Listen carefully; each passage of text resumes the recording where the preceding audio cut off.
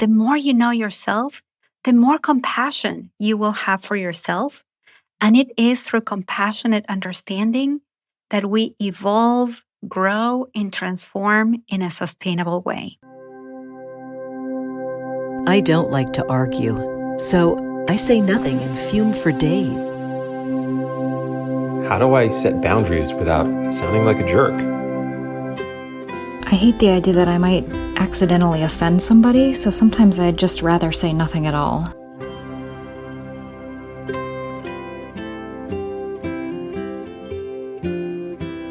Welcome to the Language Alchemy Podcast, and thank you for joining me today.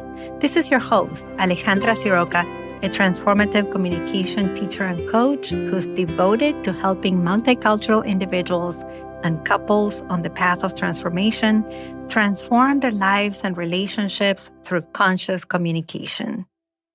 Thank you so much for being here. Here, your space to connect to transformative communication tools that help you show up as the conscious and mature adult you are. If you've been listening for the past few weeks, you know that I have devoted the month of September to self-reflection. We started in episode 112 with looking at our inner communication system and reflecting on how we communicate to ourselves and how we could communicate in our internal dialogue with greater awareness, clarity, and accuracy. Then last week's episode 114, I talked about finding a familiar theme in the stories we tell ourselves in our internal dialogue. In today's episode, I am going to talk about the three main familiar themes that tend to be at the center of our mind stories. We'll talk about why it's useful to identify these themes, and at the end, I'll give you 3 suggestions of what you can do when you notice them.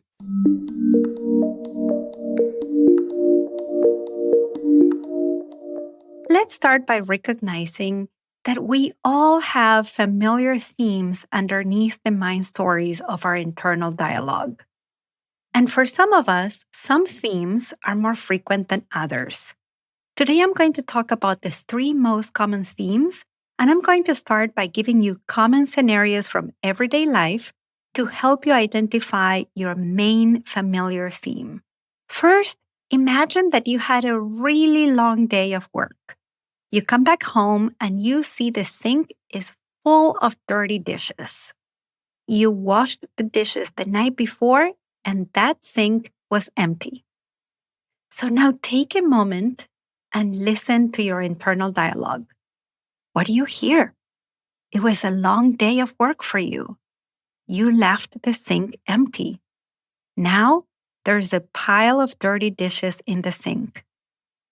What do you hear in your internal dialogue? Be really honest with yourself. Take a moment and listen.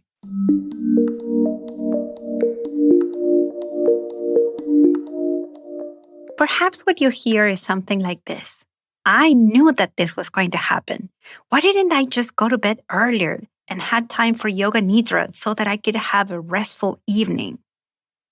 Oh, I know that I'll never be able to have the type of home environment that's calm and organized. Something always happens to ruin whatever I have done to feel like my home is my sanctuary. When am I going to learn that I just need to take care of myself, not the home? Did you hear something like that in your internal dialogue? Or perhaps what you heard in your internal dialogue is something like, my partner, my roommate, doesn't really care about me or my feelings. You know, when they have a lot going on, I do more in the house and that's rarely reciprocated. This is so annoying. I'm so tired of things not being even between us. But of course, I can't say anything about this because I don't want to make things worse between the two of us. Did you hear something like that in your internal dialogue?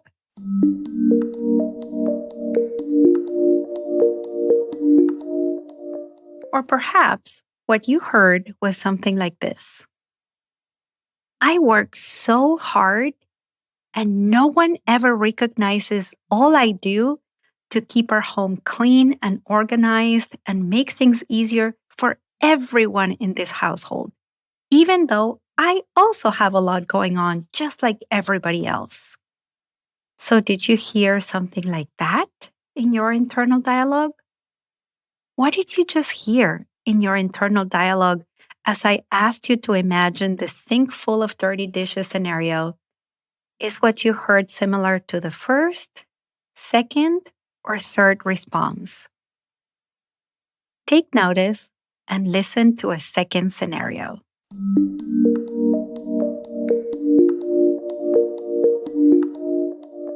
Once again, I'm going to ask you to imagine this. Imagine that you've been working on something for some time. And now you realize that you made a mistake and you need to talk to your client or your boss about this. Now, what do you hear in your internal dialogue? Again, be really honest with yourself.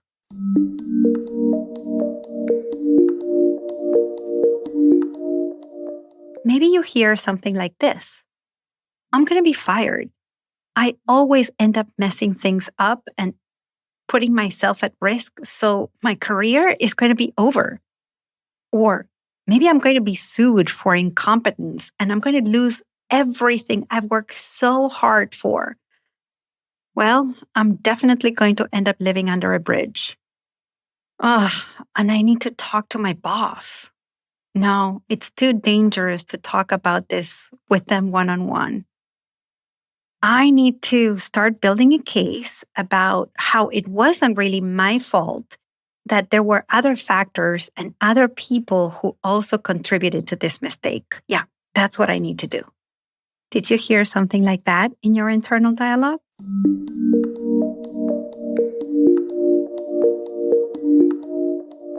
Or maybe you heard something like this. My client, my boss, they're going to be so mad at me. They're not going to speak to me again. And that lunch that we were supposed to have so that I could talk to them and ask for advice about my career and get that referral letter so that I can be promoted, that's never going to happen. Will I ever talk to them? I don't know. Maybe I could if, yes, this is what I'm going to do. I'm going to ask them about their kid and how their kid did in the soccer tryouts. And I'm also going to ask them about what the vet said about their dog. Yeah, maybe once my client, my boss is calm and we can talk about those things, maybe I'll bring this up. They're going to be so mad at me. Did you hear something like that in your internal dialogue?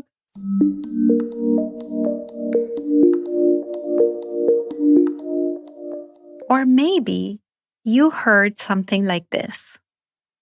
Everybody will know that this mistake was made by me. And of course, this is going to show that I didn't really have what it takes to handle so much responsibility. Even though, of course, I'm overqualified for this project, but being overqualified is actually a liability in this case because I should have never made this kind of mistake. Someone with 1/10 of my skills would have been able to avoid this kind of error. I'm not sure how to talk to my boss or my client. Maybe I need to start by listing all the contributions that I have made to this project and prove my value despite of this mistake. This would be the only way I could bring this up. So what did you just hear in your internal dialogue? After I asked you to imagine needing to talk to your boss or your client and informing them that you made a mistake. Was what you heard similar to the first, second, or third response? Take notice, and now let's talk about these 3 responses and the themes that each of these responses communicates.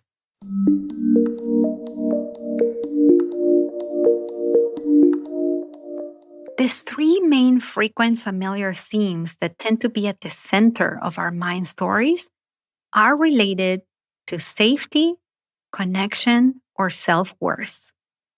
If what you tend to hear in your internal dialogue is similar to the first responses in the two scenarios I asked you to imagine yourself in, then your frequent theme is related to safety and whether your inner sense of safety is in some way compromised. Now, if what you usually hear in your internal dialogue is similar to the second response in the scenarios you just heard, then the frequent theme of your mind stories has to do with connection and whether the connection you have with the other person is at risk.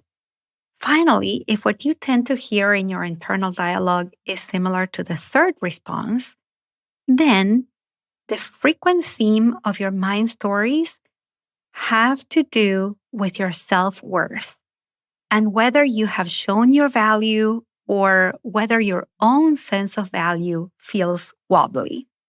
Knowing the familiar theme that's at the core of your mind stories is very useful because they show you, number one, that if what you hear in your internal dialogue is the same thing, it's familiar, then it's showing you that it's a habit. Something that you have developed over the years that has become a filter through which you tend to perceive your experiences. And therefore, most likely, it is not true. And number two, knowing this helps you know yourself more. And the more you know yourself, the more compassion you will have for yourself. And it is through compassionate understanding that we evolve, grow, and transform in a sustainable way. Knowing the core theme of your mind stories is helpful because it can serve as a motivation to grow out of it. And while it's true that sometimes in life you may not be safe or the connection may be at risk or you do need to show your value, this is not always true. So knowing the core theme of your mind stories can help you see that they're just stories.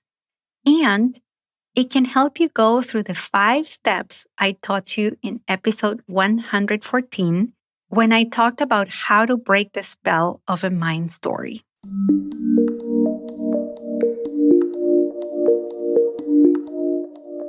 At the beginning of this episode, I told you I was going to give you 3 suggestions of what you could do when you become aware that your mind story is around one of these familiar core themes. So here are 3 things that you can do. Number 1, acknowledge that this is your core theme with compassion. So for example, you could say to yourself, oh, that's my core theme. And then feel the goodness of noticing it, of knowing it's simply a habitual way of perceiving your experience. And then expand your perception and find different perspectives to look at the facts. Number 2, the second thing you can do is to listen to episode 114, write down those 5 steps to break the spell of a mind story, and have those 5 steps handy. And the third suggestion is to ask for support so that you can expand your perception and grow out of your core theme, so that you can communicate and show up in your life and relationships as the conscious, compassionate, and mature adult you are. And if you would like my support, you can schedule a consultation at a reduced cost with me so that we can take a deeper look at this core theme and talk about the skills you need to learn to grow out of it. You can go to languagealchemy.com/work-with-me to find out more. I'll add that link in the show notes, but I'll say it once again, languagealchemy.com/work-with-me.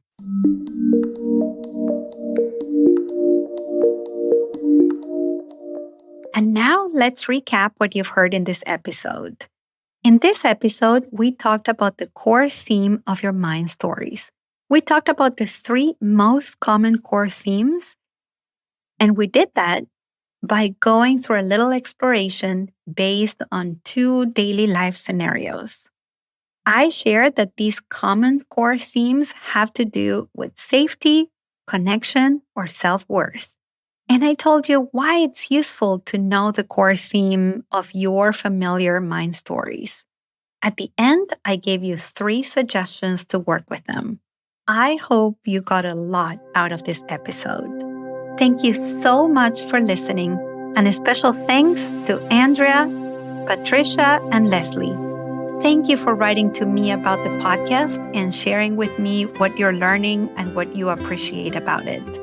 Until next week, and as we say in Argentina, ciao ciao. Original music by Gary Lapoe. You can find all links in the show notes at languagealchemy.com.